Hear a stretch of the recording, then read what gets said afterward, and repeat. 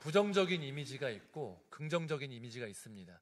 낭비는 좋은 건가요? 나쁜 건가요? 대답을 못 하시네요. 낭비가 좋은 건가요? 나쁜 건가요?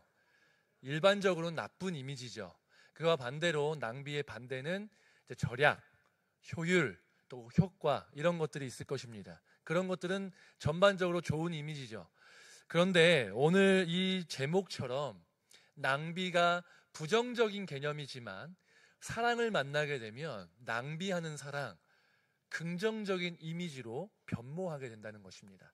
반대로 절약, 효율, 이게 좋은 의미일 수 있지만, 좋은 이미지일 수 있지만 사랑과 만나게 되면 가성비 사랑, 효율적인 사랑, 그 사랑이 정말 와닿고 정말 차고 넘치는 사랑처럼 느껴지지 않는다는 것이죠. 오히려 부정적인 이미지로 바뀐다는 것입니다. 오늘 말씀은요, 낭비하는 사랑에 대해서 함께 나누고자 하는데, 오늘 말씀을 통하여서 낭비하는 사랑이 무엇인지, 그것의 의미가 무엇인지, 어떻게 그렇게 할 수 있는지, 그래서 그 가운데서 그것을 찾아보고 하나님의 은혜와 사랑을 발견할 수 있는 귀한 시간 되기를 주님의 이름으로 축복합니다. 오늘 말씀에는요, 마리아라고 하는 여인이 등장하는데요, 마리아는 이 3남매입니다. 마리아, 마르다, 나사로, 이렇게 3남매입니다. 이 본문은요, 오늘 12장은요 11장 전에 이제 바로 직접 말씀에서 죽은 나사로를 예수님이 살리신 이후에 잔치가 벌어지고 있는 장면입니다. 그러니까 왜 잔치를 하고 있는지 정확하게는 나와 있지 않아요. 근데 문맥상 또 이 본문에서 나사로가 지금 자꾸만 언급되고 있는 것을 통해서 보았을 때, 예수님께서 나사로를 살리신 그 기적을 기념하면서 또한 부활한, 다시 살아난 나사로로 인해서 기뻐하는 그 잔치를 벌이고 있는 것이겠다라고 추측할 수 있다는 것이죠. 그런데 이제 이런 잔치 가운데 아마도 수많은 이제 이야기가 오갔을 것입니다. 수많은 이야기도 오가고 잔치 분위기고 맛있는 거 먹고 즐거워하고, 야, 죽었다 살아나니까 어떠냐, 무슨 느낌이냐, 이런 것도 물을 수 있고요. 예수님 정말 기적을 많이 베푸신 걸 봤지만 죽은 자를 살리실 줄은 저도 상상도 못했습니다. 뭐 이런 얘기들이 오갈 수 있었던 시간들이라 생각됩니다.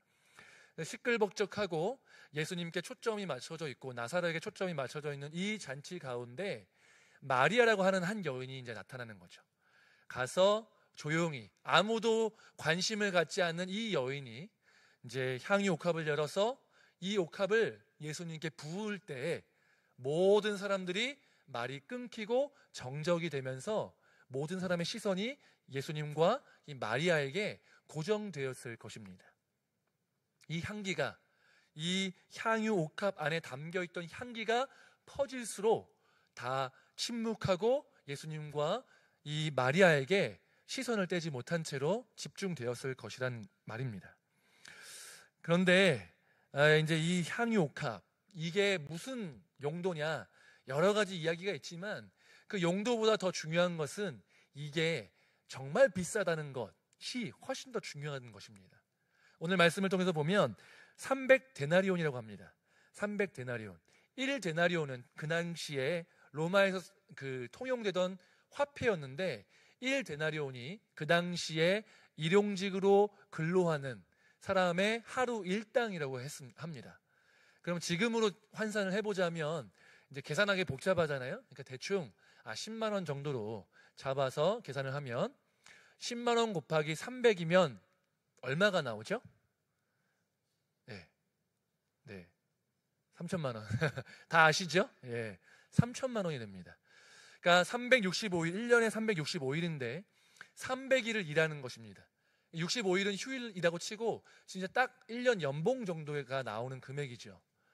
일용직 노동자의 1년 연봉에 해당하는 금액이 이 향유 옥합 안에 있는 이 향유의 그 값어치고, 이것을 마리아가 예수님께 쏟아 부었다는 것이죠. 이러한 마리아의 행동에요, 가룟 유다가 비난하고 이야기합니다. 아니, 이 향유를 부을 것이 아니라 300데나리온에 팔아서 가난한 사람들에게 나눠주면 될 것을 왜 이렇게 허비하였느냐, 왜 이렇게 낭비했냐는 겁니다. 그런데 이 요한은요, 이 유다의 마음에 대해서 이게 순수한 마음이 아니라는 것을 말하고 있어요. 유다가 아마도 예수님과 이 동행하는 무리 중에서 회개를 맡은 사람이었던 것 같아요. 그러다 보니까 이 예수님께 헌금을 만약에 300데나리온을 했다. 그러면 300데나리온 이거 꽤 오랜 시간 동안 먹을 수 있는 3억 이렇게 지출할 수 있는 금액인데 살짝 착복해도 모르겠지라는 마음이 유다에게 있었던 것 같아요. 실제로 유다가 그 공금을 조금씩 썼던 것 같습니다. 그래서 요한은 유다의 의도가 절대 좋은 것이 아니라고 얘기하고 있는데요. 유다의 의도와 상관없이 사실은 그 말만 보면요, 틀린 말은 아니에요. 그렇죠? 아니, 향유 옥합을 부어버리면 3천만 원을 그냥 쏟아버리는 거잖아요. 그거 주워서 쓸 수 있습니까? 담을 수 있습니까? 향기가 그 온 집안에 진동한 채로 끝나버리고 그냥 그 돈은 없어지는 것입니다. 그러니까 너무 향나고 예수님께 사랑 표현하고 좋은데 이거를 쏟아부을 것이 아니라 팔아서 300데나리온을 사용하게 되면 꽤 오랜 시간 동안 주의 일을 위해서 귀하게 사용할 수 있는 금액이다 라고 하는 그 논리에는 틀림이 없다는 것이죠. 그러면 마리아는 왜 그랬을까? 또 한 가지 물어볼 것은, 그러면 예수님은 왜 마리아의 행동을 말리지 않았을까? 왜 책망하지 않으셨을까 합니다. 오히려 왜 옹호하셨냐는 겁니다. 너무 비싼 거지만 나한테 하니까 괜찮다, 이런 마음이셨을까요? 그것은 아니셨을 것입니다.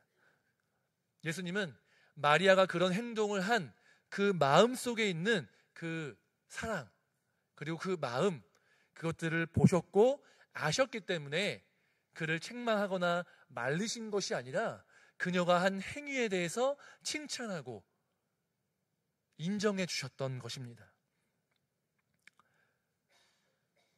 그녀가 예수님께 1년 연봉에 해당하는 금액의 향유 옥합을 깨뜨려서 예수님께 부은 것은 결론적으로 얘기하자면 예수님을 그만큼 사랑했기 때문에 그렇습니다. 그러면 그게 진짜인지 한번 확인해 볼 필요가 있겠죠. 11장 말씀을 보면 나사로가 죽는 장면이 나옵니다. 3절에서 11장 3절에서 나사로가 병들었다 라고 예수님께 기별을 합니다. 근데 예수님이 뭐라고 대답하시냐면 4절에서 예수께서 들으시고 이르시되 이 병은 죽을 병이 아니라 하나님의 영광을 위함이요 하나님의 아들이 이로 말미암아 영광을 받게 하려 함이라 하시더라. 이게 나사로가 병 걸린 게 하나님의 영광을 위해서 그렇다는 거예요. 그렇게 말씀하시고 나서 이틀을 더 유하시고 나사로에게 가십니다. 그 사이에 나사로는 죽었죠.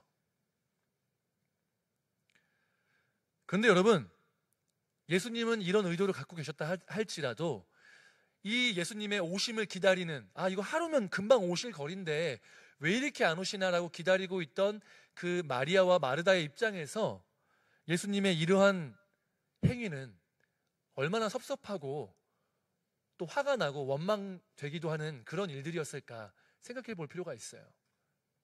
조금만 일찍 오셨으면 살리셨을 텐데, 아니 오시지 않더라도 거기서 말씀으로 네 병이 나았다 라고 말씀하시면 나을 줄 내가 믿는데 왜 그렇게 안 하시고 이틀을 기다렸다가 굳이 나사로가 죽으니까 그때서야 오시냐는 말입니다. 예수님을 사랑했지만 이해할 수 없었고 그렇게 더욱더 원망이 될 수도 있었다는 것이죠. 그래서 마르다가 예수님께 여쭙니다. 마르다가 예수께 여짜오되 주께서 여기 계셨더라면 내 오라버니가 죽지 아니하겠나이다. 그러나 나는 이제라도 주께서 무엇이든지 하나님께 구하시는 것을 하나님이 주실 줄을 아나이다. 예수님이 이 말씀에 대답하십니다. 예수께서 이르시되 나는 부활이요 생명이니 나를 믿는 자는 죽어도 살겠고 무릇 살아서 나를 믿는 자는 영원히 죽지 아니하리니 이것을 내가 믿느냐? 여기서 예수님께서 말씀하신 이 부활이요 라고 말씀하신 것은요, 나사로가 그 종말의 때에 부활할 것을 의미하면서 동시에 지금 방금 죽은 이 나사로를 내가 다시 살리겠다 라고 그것을 의미하는 말씀이십니다. 예수님께서 네가 이것을 믿느냐라고 이제 물으시는데요. 이것은요, 자기가 곧 이제 그녀의 오라버니를 죽은 자 가운데서 살리실 것을 믿느냐, 이것만을 물으신 것이 아니라요, 여기다가 너 지금 내가 나사로 살릴 거 믿냐? 여기다가 더해서 마지막 날에 너와 또 나사로가 부활할 것을 네가 믿는데, 더 나아가서 내가 부활이고 또 생명이고 영생을 줄 수 있으며 부활의 영광스러운 변화를 주시는 유일한 분, 그러한 메시아 하나님의 아들이심을 네가 믿느냐라고 물으시는 것입니다. 이거를요, 조금 더 풀어보자면 이렇게 물으시는 것과 같아요. 이렇게 말씀해 주시는 겁니다. 마르다야, 네 오빠 나사로가 아플 때에 내가 지체해서 죽게 되고, 그리고 나서 네 죽은 오빠 나사로를 다시 살리는 것은 내가 죽은 자를 다시 살리는 부활의 구주임을 알려주기 위함이다. 그런데 그것을 위해서 이제 내가 십자가로 갈 것이고 곧 죽을 것이다. 그리고 부활할 것이다. 이것은 내가 너희의 육신뿐만 아니라 너희의 모든 인격과 인생을 다 포함한 모든 것을 구원하는 구세주가 되기 위함이다. 나는 이제 내 육체를 깨뜨려서 내 육체에 담겨있는 피를 다 쏟아부어서 너희 위에 덮음으로 너희의 죄를 씻고 너희를 내 피값으로 사서 너희에게 영생을 주기 위해서 지금 예루살렘으로 가고 있다 라고 말씀하시는 것입니다. 예수님은요, 마르다에게 이 자신의 구원 사역에 대해서 말씀하시고 그 구원의 메시지를 깨닫기를 원하셨습니다. 아마도 마르다는 깨달은 것 같아요. 마리아가 직접 들은 것은 아니지만 마르다가 깨달은 이 예수님의 복음의 메시지를 마리아에게 전했던 것 같고, 마리아는 그 사실 때문에 처음에는 오빠 이 나사로가 죽은 것에 대해서 원망이 되고 화가 나고 섭섭했는데, 아, 예수님이 그런 이유 때문에 늦게 오셨구나. 그리고 그래서 그렇게 살리셨구나. 그리고 살린 이후에 단순히 그냥 죽은 자를 살려주는 것, 이 정도가 아니라 우리의 삶을 구원하시고 구속하시고 예수의 피로 정결케 하기 위해서 십자가로 가셨고 고난받으셨고 당신의 육체를 깨뜨리셔서 피를 흘리심으로 우리 위에 그 보혈을 덮어주셨구나라는 것들을 알게 되었다는 것입니다. 그러니까 마리아는 그전에도 예수님을 사랑하는 마음이 있었는데, 이러한 예수님의 자신을 버리시는 희생, 수고, 섬김, 사랑을 깊이 있게 깨닫게 되었고, 그래서 예수님을 향한 사랑이 더욱더 차고 넘쳐서 그 예수님께 나의 사랑을 고백하고자 그냥 돈으로 헌금한 것이 아니라 예수님의 죽음과 장례를 예비하기 위해서 자기가 그동안 간직하고 있었던 가장 소중한 것, 향유 옥합을 가지고 와서 이것을 예수님께 부어버림으로 자신이 사랑이 얼마나 크고 놀라운지, 내가 얼마나 주님을 사랑하는지 입술로가 아니라 행동으로 고백하고 있는 것입니다. 여러분, 사랑은요, 낭비입니다. 사랑은 낭비의 속성을 가질 수밖에 없습니다. 왜냐하면요, 내가 사랑하는 대상이 가장 값지기 때문에 그 대상을 위해서 다른 어떤 것도 기꺼이 내어드릴 수 있게 되기 때문에 이 가치가 바뀌는 거예요. 사랑하는 대상이 가장 소중하니까 그 이전에는, 사랑하는 사람이 생기기 전에는 내가 소중하게 여겼던 뭐 돈, 아니면 학벌, 학위, 내 소유, 여러 가지 것들이 중요하게 여겼다면, 내가 진짜 사랑하는 대상이 생기니까 이것들의 가치가 떨어지게 되고, 사랑하는 대상인 이 예수님을 위해서 기꺼이 나의 소유, 나의 학위, 학벌, 명예, 혹은 내가 소중하게 여기는 것들도 아무것도 아닌 게 되어버리고 기꺼이 예수님을 위해서 드릴 수 있게 된 것입니다. 사랑하면요, 그 대상을 위해서 시간을 사용하죠. 아무리 바빠도 만나고 싶습니다.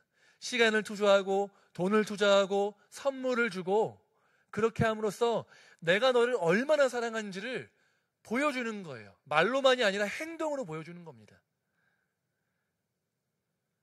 그렇게 내가 사랑하는 대상에게 사랑을 표현할 때 이 표현 방법이요, 꼭 효율적인 것, 쓸모 있는 것만 주는 것이 아니라 가끔은 쓸모 없지만 정말 비싼 거지만 이걸 드릴 때, 이걸 줄 때에 비로소 내가 얼마나 사랑하는지가 여실하게 드러나는 것들이 있다는 것입니다. 여러분, 꽃 왜 줍니까? 예뻐서? 맞아요. 예뻐서 주죠. 향기가 납니다. 너무 아름다운 선물이에요. 근데 한번 감동하고 이거 어디다 씁니까? 근데 그렇게 쓸모없게 여겨지고 낭비처럼 여겨지지만 그렇게 낭비처럼 여겨지고 쓸모없는 것처럼 느껴지는 것들을, 귀한 것들을 주면 줄수록 내가 상대방을 얼마나 사랑하는지가 더 열실하게 드러난다는 거예요.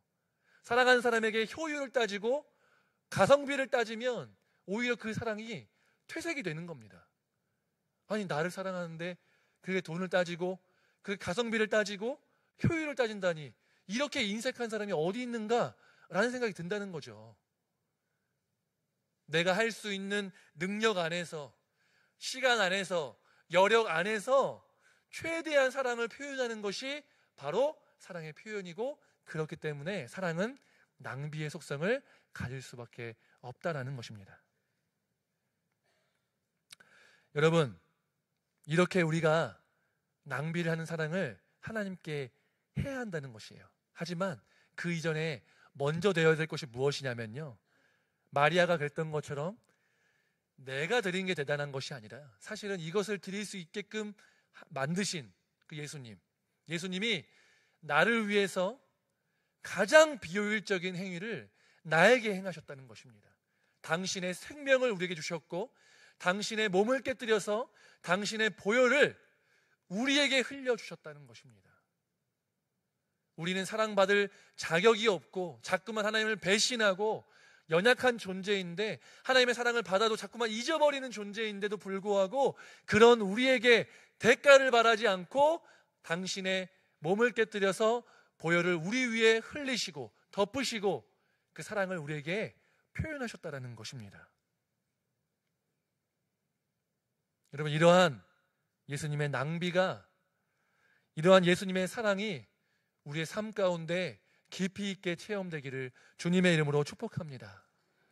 고난주간은 예수님 얼마나 아프실까, 이거를 묵상하는 시간이 아니고요, 예수님이 당하신 고난과 수치와 조롱과 죽음과 그 흘리신 보혈이 나를 위해서 쏟으신 그 사랑이고 낭비임을 기억하면서 주님이 나를 이만큼 사랑하셨구나, 주님이 나를 이토록 사랑하시는 것, 나를 깊이 경험하고 그 사랑에 반응해서 하나님을 사랑하는 그것들을 일으키는, 하나님께서 내게 주시는 그 사랑 때문에 우리 안에 하나님을 향한 사랑이 더욱더 커지는 시간이 바로 고난주간이고 부활절임을 기억하셨으면 좋겠습니다.